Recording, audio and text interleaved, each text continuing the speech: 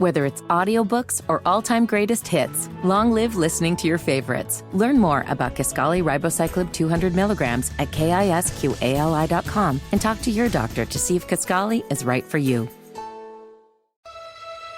The impact of young love is often underestimated, especially when lies, deceit, and hidden truths are involved. The power of love is undeniable and can profoundly affect people, sometimes for the better and sometimes for the worst. This is the Fatal Attraction Podcast with Hidden Connections.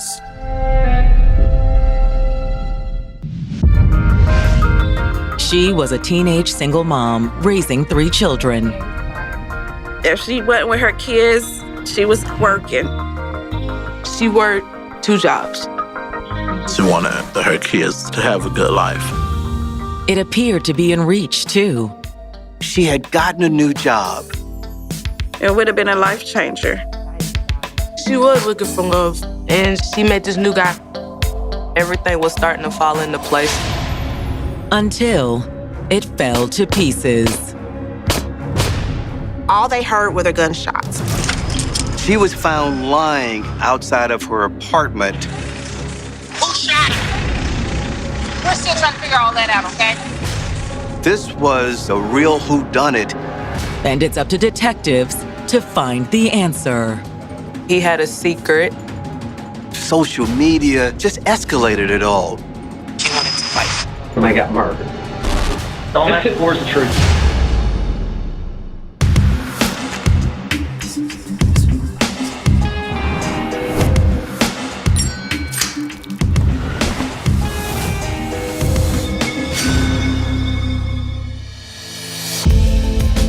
August 26th, 2019.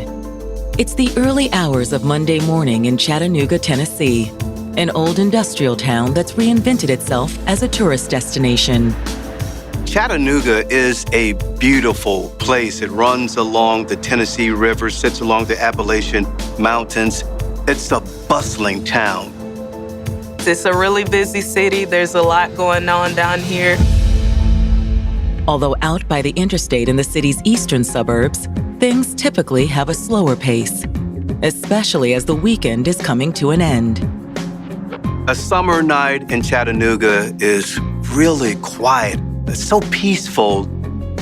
The weather was cool. It was quiet in the neighborhood. But while the rest of the area is settling in for the week ahead, the residents of one apartment complex won't get much rest that morning. Gunshots rang out. 5 gunshots. Neighbors were understandably alarmed. People heard it. They heard the gunshots. Multiple tenants in the complex call 911. I hear gunshots. They could hear shots outside their window, and one of them said that they could see a female laying on the ground. She was laying kind of in a fetal position, like trying to protect herself. And when a neighbor runs out to lend aid, she soon realizes the victim is no stranger. Oh my God! Tasha? She's just like, somebody shot Quintasia, somebody shot Quintasia. 19-year-old Quintasia Tate was always tight with her family. Tasha was my firstborn. She was my oldest. She always helped her mom out, like, with the kids and everything, especially when they were smaller. She felt like it was her role to help her mother with her younger siblings. So she always stepped in because her mother was a single mother. It turned out to be good practice. She became pregnant at 14. It was a shock to the whole family. Tasha was very scared at the moment she found out that she was pregnant. Not knowing what to expect, not knowing how her family will look at her now or respond to her. It took us for a loop, but I talked to her and told her it's gonna be okay. She got this, we got her. 3 years later, at just 17, Quintasia and her family got another unexpected surprise. When I found out that she was pregnant with her second, I was happy for her. But at the same time, I'm like, it's gonna be even harder for her now. But she's still family, and we have to take care of each other. With her family's support, the single mom finished high school. She was thinking about the future. She had a college plan. She didn't know what she wanted to study, but she wanted to go on to college. However, the future had other plans for Quintasia. It's like, oh, she's pregnant again. It just caught me by surprise. She had 3 kids at the age of 19. And she was still a single mom. She just ended up falling for the wrong guys. Tasia like the bad boys. Guys that didn't really want nothing in life. Quintasia still did, though. And after the birth of her 3rd child, she was more determined than ever. She realized that I got to do something better for my kids. She worked 2 jobs. She always was working. Always kept a job, always. Quintasia was happy to do whatever she needed to do to take care of her family. I admire Tasia for always making sure that her kids didn't want for nothing, they didn't need for nothing. She put her kids above everything and made sure they had what they needed before anything else. But she always held out hope for something more. Quintasia was looking for love. She just wanted somebody to be there for her. In the spring of 2019, she believed she'd found him too, when she met 27-year-old Jamichael Powell. She told me I met this new guy, and I met him at work. They started getting closer, exchanged numbers, and then he started coming over. He seemed like a good guy. He talked like a good guy. He really seems to kind of have his act together and be really stable, which was very attractive to Tasia as she's embarking on trying to settle into adulthood. He was a grown-up, and that's where she was trying to be. She did seem like she was in love. She was happy. It really is starting to feel like a turning point for Quintasia. Then in August, Quintasia landed a job at an express delivery company, one with better pay and benefits. It would have changed her life a lot. She wouldn't have to worry about trying to work 2 jobs. Everything was starting to fall into place for her. You can kind of see it in her face like, oh man, this is going to be so great. Things are going to get better. She was really, really excited about it. But now in the early hours of August 26th, before her career can really take off, police are dispatched to the apartment complex where Quintasia lives, responding to calls of gunfire. When police were called out, they found Quintasia outside of her apartment, lying in the grass on her stomach. It really is kind of a confusing scene. There's several witnesses and other people just standing around outside. In fact, several of Quintasia's family members live in the same complex and have already arrived. Her aunt, Lisa Giles, is the first one on the scene and quickly approaches officers to try to figure out what's going on. What happened? We're not sure yet. We're trying to figure everything out. Who shot her? We're still trying to figure all that out, okay? Can you please tell me who shot her? There's no immediate suspect, but investigators might not have to look too far. Right across the street from Quintasia's apartments is a 1,000-bed detention center. They've had people break out. The first place they're gonna come is across the street. Possibly, could someone have escaped and she was overpowered by one of those inmates?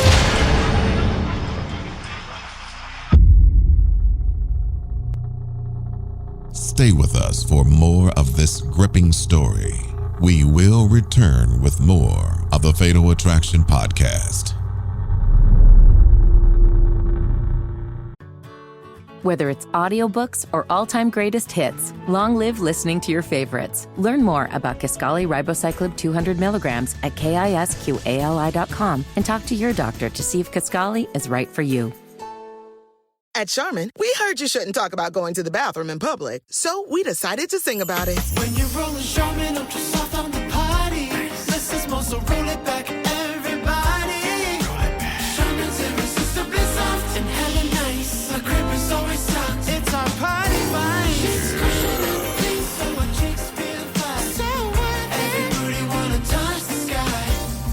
Ultra Soft is irresistibly soft and more absorbent so you can use less. Enjoy the go with Charmin. After finding happiness with her new boyfriend, Jamichael Powell, single mom Quintasia Tate appeared to be getting her life on track. She had gotten a new job. This was going to pay her well, and she was going to have benefits where she could take care of her children. I know it would have opened many doors for her. It was a game changer for her to get this job. I was just proud of her and really happy for her. But now, in the early morning hours of August 26th, EMTs are racing to save Quintasia's life. She's suffering from multiple gunshot wounds. They begin to try to work on her and get her stabilized, but it's not looking good. I remember them stating that she was in critical condition. There was no movement. When they was putting her in an ambulance and picking her up, there was no movement with her. It's around this time that Quintasia's mother arrives at the scene. I didn't really know what was going on. I just knew that Tasia had got shot. It was very chaotic. Can her mom not go with her? No, ma'am, I'm sorry. They won't let anyone ride in the back. They had already blocked it off by the time I got up there, so I didn't even get to see her. Who did it? We're still investigating, okay? They didn't say nothing. The police didn't even tell me what was going on. Y'all don't know why she got shot. She got shot we just got a call about gunshots, and we came and we found her, okay? That's all we have. We don't have a suspect vehicle. We don't have a suspect. They wouldn't tell us nothing. They just told us that we had to go to the hospital. While Quintasia's family heads to the hospital, responding officers make sure her children are all safe. Nobody in the victim's apartment or anything? Where her kids at? Her daughter was already with a grandparent. The two boys were with her, with the victim. And I'm not sure which officer brought them out, but right now the two boys are in apartment 511. After Quintasia's children are accounted for, detectives arrive on scene and immediately turn their attention to the jail across the street from her apartment complex. There have been escapes from there before. Possibly, could someone have escaped from that facility, made his way over to Quintasia's apartment? Could that have been at the root of her murder? In the summer, they let the inmates come out like once a day and everything to get some fresh air. And I hate it because when they see a woman over there, they start catcalling. Sometimes you can hear them in the building. They're trying to talk to us because they hear us outside. Could it be that someone from the detention center escaped and caused this incident? Like, if somebody escaped, they're gonna come running to one of these apartments over here. Detectives contact the jail about a possible escape. They have to consider all circumstances and follow up with the detention center to make sure that everyone's accounted for. But a bed check at the jail reveals that no inmates are missing. We knew it couldn't have been anybody from the prison. With a jailbreak ruled out, investigators turn their attention back to the crime scene. We are having to make sure that no evidence is lost. Among the first things they find are 5 shell casings from an automatic pistol. We have found 5 shell casings over here. There was a 9mm from the cases that were located. They also find impact markings where the bullets hit the sidewalk. So here's going to be your strut marks, Holmes. It almost looked as if someone was standing on the stairs and shooting down almost at an angle. So I knew at that point that my shooter had to have been in the breezeway at some point when they started shooting Quintasia. Additionally, detectives locate Quintasia's phone, left on the grass nearby. It doesn't feel like a robbery. It had to be something personal just because of her phone still being on her. That's one of the first things that they normally take. But who would try to kill the young mother of 3? Officers hope someone in the apartment complex might have an answer. They're talking to neighbors who had assembled at the crime scene. Neighbors tell them that they heard gunshots. They came out, they didn't see anybody running, but as they're looking around, they find Quintasia. They thought they seen a car. They don't know exactly what kind of car it was, but all they said they heard was gunshots. She's only been living there for a couple months, so nobody is aware of anybody that comes in or out regularly, male or female. All they see is her sometimes in passing with her kids. No one really mentioned why she would have been outside. They said maybe she was just going to talk to someone that just stopped by because she didn't want to have that company and to wake up her kids. They don't know who did it. They don't know how many people were involved. And so the neighbors' accounts didn't give police a whole lot to go on. However, one neighbor, who is also a cousin of Quintasia's, does have some potentially useful information. She told detectives that Quintasia was dating 27-year-old Jamichael Powell. She's pregnant with his baby. More importantly for detectives, according to her cousin, the pregnancy had caused trouble between Quintasia and another woman. I don't know if this is one of his baby mamas or his girlfriend. He has like 4 other kids. They had social media beef over the fact that Quintasia was pregnant with Jamichael's child. She said that because Tasia had made a live about her, she wanted to fight. It was possible that some sort of love triangle led to the shooting outside of Tasia's apartment.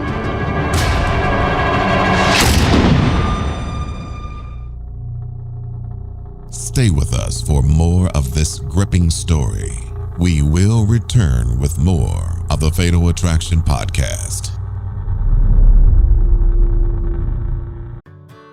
Whether it's audiobooks or all-time greatest hits, long live listening to your favorites. Learn more about Kisqali Ribociclib 200 milligrams at KISQALI.com and talk to your doctor to see if Kisqali is right for you. I'm Ebony Loren, and Febrez's new scent, Soothe and Restore, is so good I wrote a song about it.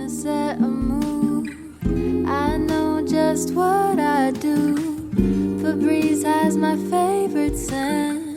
Makes the perfect environment. Sweet like sugar, smooth shea butter. What could be better than being with each other now? Breathe happy, Febreze. La la la la. Detectives investigating the early morning shooting of single mom Quintasia Tate have just learned that she and another woman had been sparring on social media over Quintasia's boyfriend, Jamichael Powell. An ex-girlfriend to Jamichael was out here a couple weeks ago wanting to fight the victim. The other woman had apparently been telling Quintasia that she had the relationship with Jamichael and that Quintasia meant nothing to him apart from having his baby. It was mentioned to us that she was pregnant, but at that point, we didn't really have any confirmation. Hoping to learn more about Quintasia and Jamichael's relationship, detectives head to the hospital, where Quintasia's family has just received devastating news. By the time I got there, she had already passed. So I didn't get to tell her bye. I couldn't hug her. The moment the doctor came in and told us that she had passed away, I'm so sorry. I remember having a sick feeling about it, not really wanting to accept it. And all I could do was just hold on to her mom, hold on to Diane, and try to be strong for her. Quintasia's mother is still visibly shaken when detectives arrive and pull her aside for a short interview. Detective Neighbors. She was distraught, of course. She just wanted to know who would have done this. And I couldn't give her an answer. They was trying to get information, but I don't remember too much about that day. I tried to forget about it sometimes. We understand that your daughter was pregnant. Quintasia's mom does pull herself together enough to confirm that her daughter was pregnant with Jamichael's child. She found out she was pregnant when she was 7 or 8 weeks alone. She was excited to have another one. Now, what about Jamichael? Is he excited? He seemed to be proud to be the father. She told me he wanted it. I think Jermichael kind of acted like a proud father-to-be. So you don't think he'd have anything to do with her death? I don't know. He was the typical perfect gentleman in front of us. But while Jermichael put on a good face in front of the family, Quintasia's mother says they had also heard rumors. I found out he was in a gang. Quintasia's mom said when she heard the rumors, Quintasia began talking about breaking up with Jermichael. But do you think that could have had anything to do with her death? I'm not sure. She wanted to get away from him, but she didn't know how to tell him that she didn't want to be with him no more. She was trying to get away from that life because she's just starting fresh at a new job. But she was already pregnant with his baby. That's what stopped her from leaving him. Whenever you get pregnant, stuff changes. However, the possibility of a breakup suggests that Jermichael could be a suspect. That feeling was still there. Something is not right. Perhaps Quintasia finally told Jermichael that she didn't want to see him anymore, and he took it badly. But that doesn't seem likely, due to what detectives had already learned at the crime scene from one of Quintasia's cousins. She actually heard he was seeing somebody else. Quintasia told me something about that. I don't know a lot about it. All I do know is that her and the other girl didn't get along. I wanted to say it was somebody that loved him and was mad. His baby mama or girlfriend, whoever he was with around the time when he was messing with Tasia, that's who I felt like did it. Jermichael's other girlfriend isn't the only one detectives have to consider, though. Quintasia has children with 2 other men. One of those men could have also been unhappy since Quintasia was now having Jermichael's baby. When detectives ask, Quintasia's mother says there's nothing there. Everybody don't get along with their baby daddies, but Tasia never would try to hold her kids away from me. This your father. I want you to have a relationship with your father. The fathers of Quintasia's kids couldn't have and wouldn't have done this because they loved their kids and they had a lot of love for Quintasia.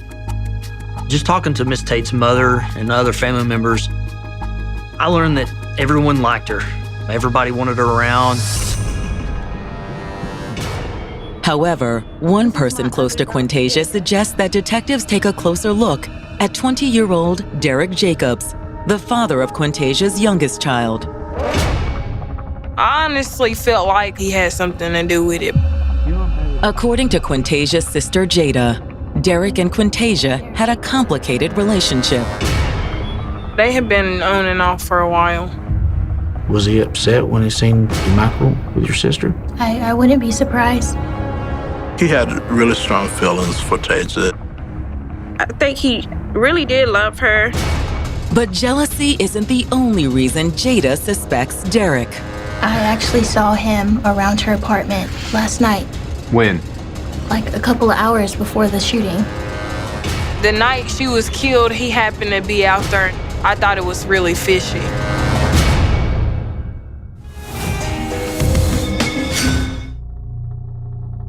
Stay with us for more of this gripping story. We will return with more of the Fatal Attraction Podcast. Whether it's audiobooks or all-time greatest hits, long live listening to your favorites. Learn more about Kisqali Ribociclib 200 milligrams at KISQALI.com and talk to your doctor to see if Kisqali is right for you. Presenting Again Fling's love story. Dear love of my life, we were on the 12B bus this morning when I caught a whiff. A scent so fresh, so life-changing, I had to find its source. Alas, I didn't know if you were the woman in the pink freshly washed cardigan or the retired mailman next to me, but I knew one of you was my soulmate. Ah, the scent of Gain Flings. Try Gain Flings with OxyBoost and Febreze. Detectives investigating Quintasia Tate's murder have just identified a new person of interest, 20-year-old Derek Jacobs. Derek was one of Quintasia's ex-boyfriends and the father of one of her children. Quintasia's sister Jada had spotted Derek at the apartment complex just a few hours before the murder. He never was out there any other day, so I'm just like, that's funny. He's here the night that it happened. But was Derek still there when the shots rang out?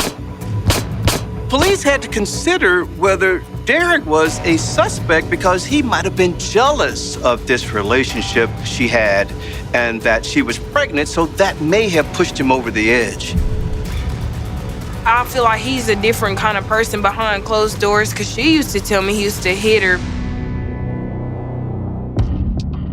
Detectives waste little time bringing Derek in for questioning. Police call Derek in, and he's really broken up that Quintasia is gone. I just can't believe she's dead. As he talked about their relationship, you could tell that he cared for her. Derek also says he regrets that things hadn't worked out between them. He realized at some point that she was a terrific mother, that she had a plan and she wanted to go places. So he appreciated that and he wanted to get back with her. Could that be a motive for murder? Maybe he had gone out to the apartment complex that night to talk to Quintasia. He was maybe trying to reconcile with her. Detectives wonder if perhaps Quintasia said no to a reconciliation and Derek had overreacted. When's the last time you saw her? About a week ago.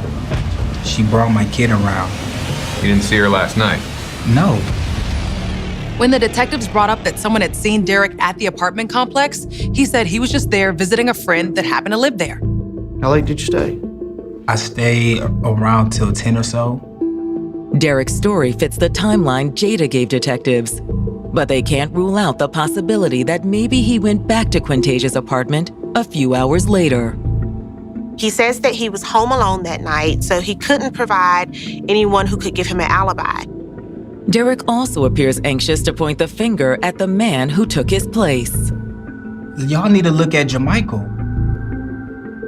Why's that? He said that they had been fighting, according to Quintasia, and that Jermichael wanted her to get an abortion.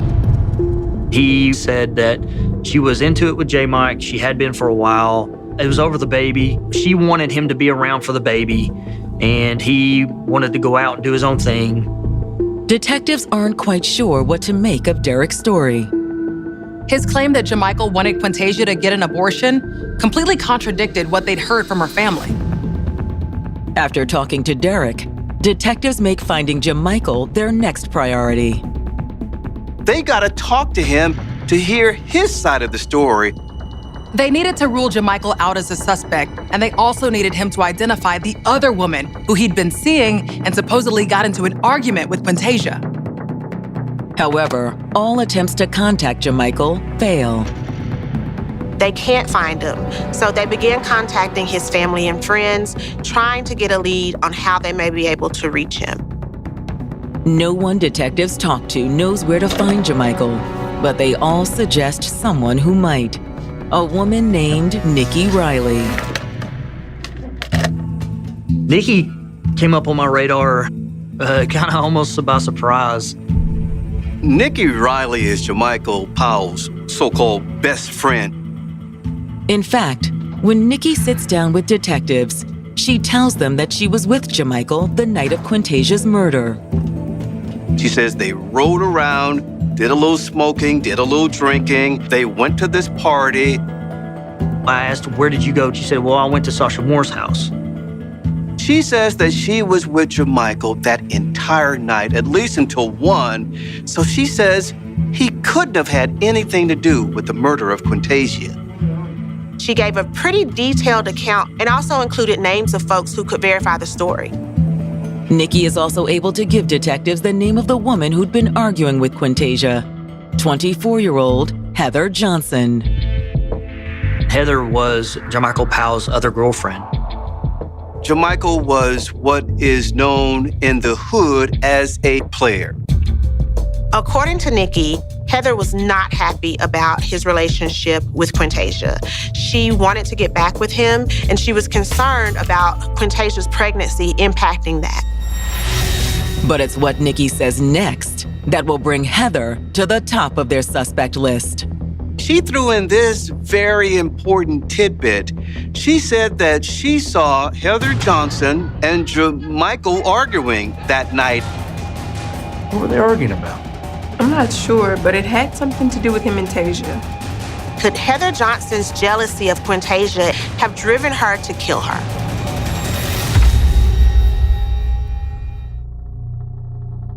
Stay with us for more of this gripping story. We will return with more of the Fatal Attraction Podcast.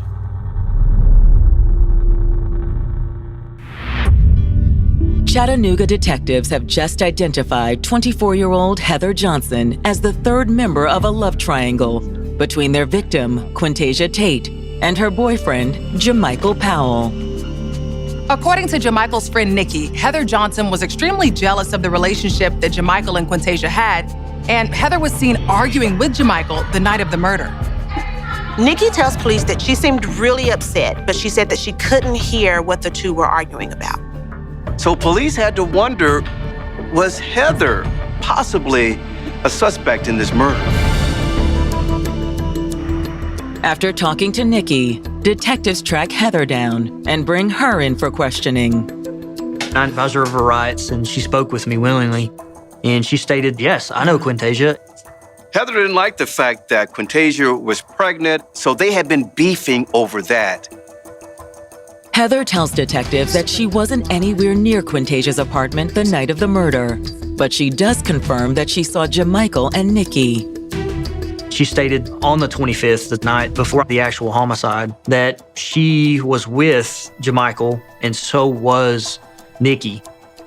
Heather says that she lent Jermichael her car that night. She allowed Jermichael to use her car, and he took off with Nikki to another residence, approximately about 5 p.m. that afternoon. According to Heather, Jermichael didn't bring her car back until well after midnight. And so she couldn't tell me where they went, what they did. So at that point, I knew that her car was potentially involved and that Jermichael and possibly Nikki could have been involved, or Heather was trying to cover herself. When detectives press Heather for more details about what she was doing that night, she shuts down and asks for an attorney. Police had lots more questions for Heather, but they didn't get her full story because she lawyered up. Heather isn't talking, but there may be someone who will. Sasha Moore. Nikki told police she and Jermichael went by Sasha's house that night. I was hoping I would be able to get something out of her. However, when Sasha sits down with detectives, she essentially confirms Nikki's story. Sasha told detectives that she was having a little party that night and that Nikki texted her letting her know that she and Jermichael was going to stop by. They showed up around 11 p.m.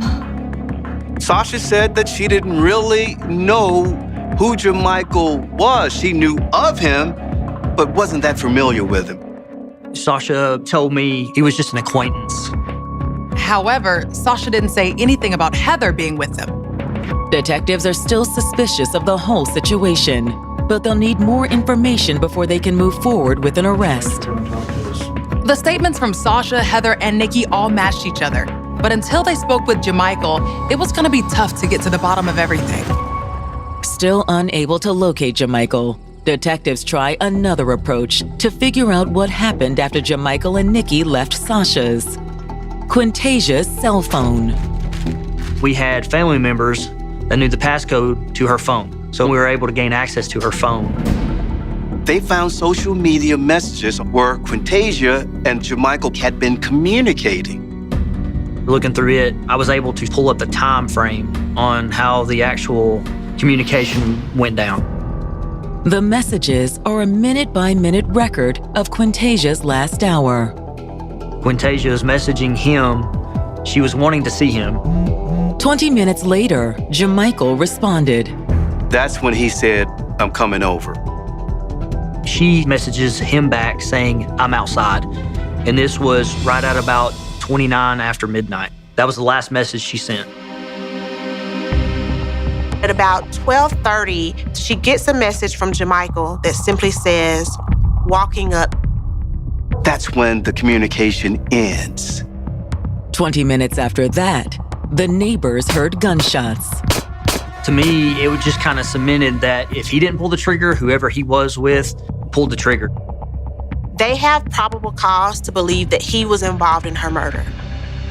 Problem was, they had to find him. The grand jury is quick to sign an arrest warrant, but tracking down Jamichael is another story. After the charges were taken out, I couldn't locate Jamichael.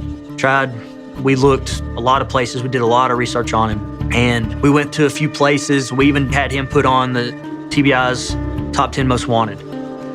Quintasia's family is also determined to bring Jamichael to justice. We didn't want her case to go cold. We didn't want him to leave the city. We was trying to get answers from everywhere, where he could be, what he could be doing, just trying to get as much information from people that we could possibly get. We're just on edge, just wanting it to be over. Finally, 3 agonizing weeks later, detectives close in on Jamichael. Police get a tip that Jamichael may have been spotted in a house in East Chattanooga. All right, we're on the way. We've got confirmation that Jamichael Powell's at a residence, and we need to go get him now. So we met up, surrounded the house. Jamichael Powell, this is the police department. We need you to exit the house now with your hands up. He never came out. So at this point, we're like, well, is he there? Is he not there? Then, in the middle of the standoff, a car drives up and a woman gets out. Hey, what's going on? Sasha Moore pulls up in her vehicle. Sasha had told police that she barely knew Jamichael, that she wasn't really a friend of his. At this point, I knew she had totally lied to me. No, you lied to us. Stay with us for more of this gripping story. We will return with more of the Fatal Attraction podcast.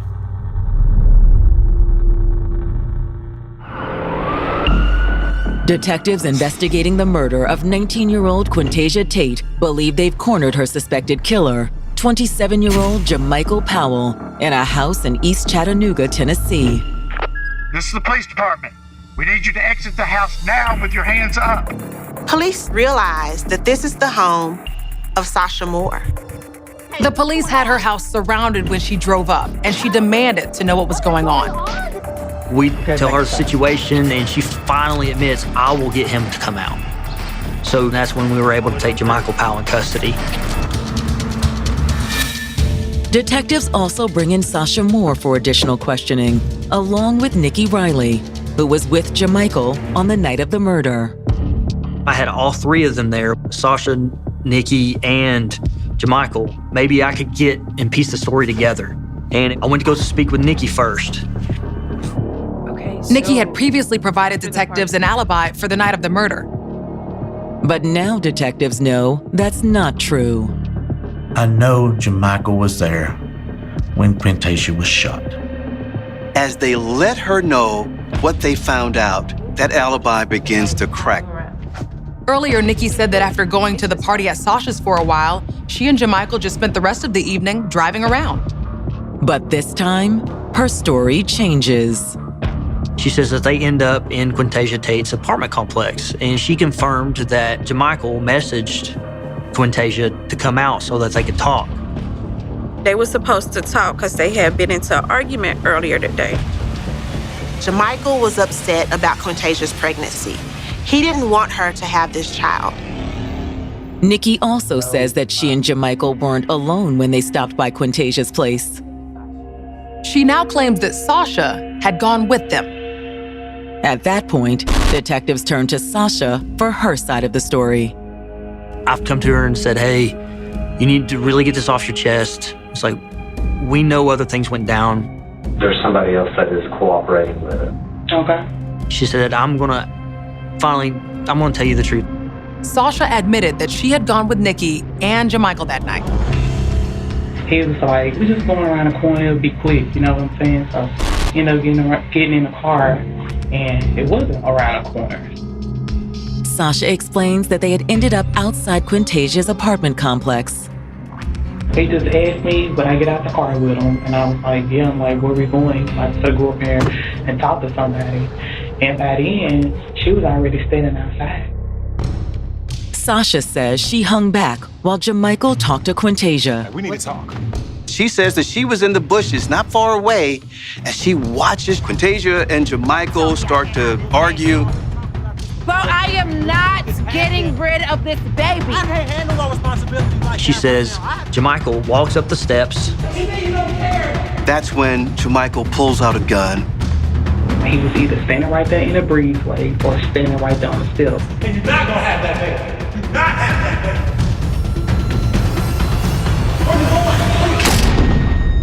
And I heard a gunshot. When I heard those first 2 gunshots, I took off running.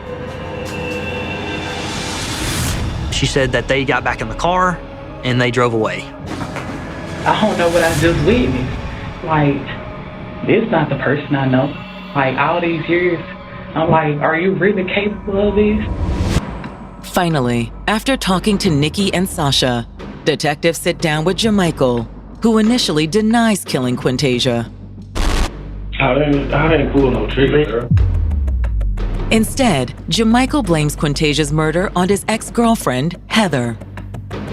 Heather, according to Sasha and Nikki, wasn't even in the car with them that night.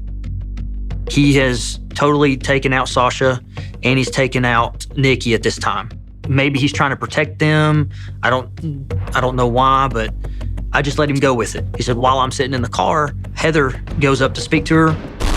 Well, I was like, don't do nothing stupid, let's go get me in trouble, man. Boom. She was like, all right.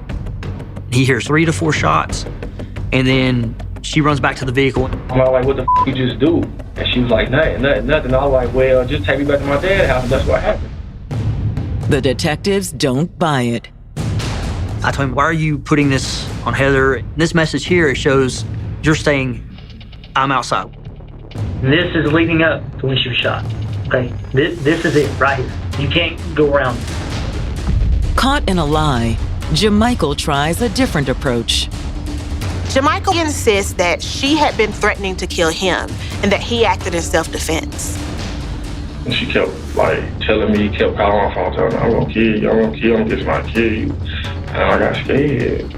Oh shit. What happened? I shot her. I had him admitting he's a trigger puller. He said Sasha never did anything, and he also said that Nikki never did anything. Anyone else? No, sir. Once detectives have Jamichael's confession, they book him on murder charges. When they finally arrest him, I celebrated. But the case never goes to trial. He was able to reach a plea agreement for second-degree murder, and he was sentenced to 15 years in prison. The terms of the plea deal stun Quintasia's family. 15 years is not enough. That's not justice. It was like a smack on the wrist. He should be in the ground too, or life with no parole. But while Quintasia's family is still furious about the outcome, they do their best to hold on to her legacy. She lived through her kids, and you can see that every day in her kids. You can see the life, that she was just full of life. I want her kids to know that she loved them, that she didn't want to leave them. It's tragic that it's difficult to truly trust anyone, even a significant other. The senseless murder of a beloved mother, daughter, and cherished family member serves as a stark reminder to be cautious about who we let into our lives, as not everyone has good intentions. Quintasia Tate will never be forgotten and will always hold a place in the hearts of her loved ones. Coming up on the next episode of the Fatal Attraction Podcast.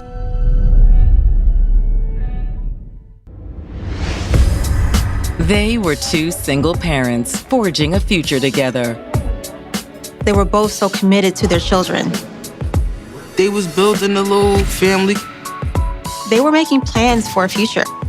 She felt safe with him.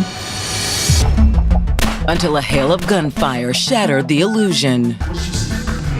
Gunshots ring out, followed by screams, resulting in an unimaginable crime that leaves a Newark, New Jersey community in chaos. What happened to Ashley Jones? Tune in to the next episode of the Fatal Attraction Podcast. We will see you in the next episode.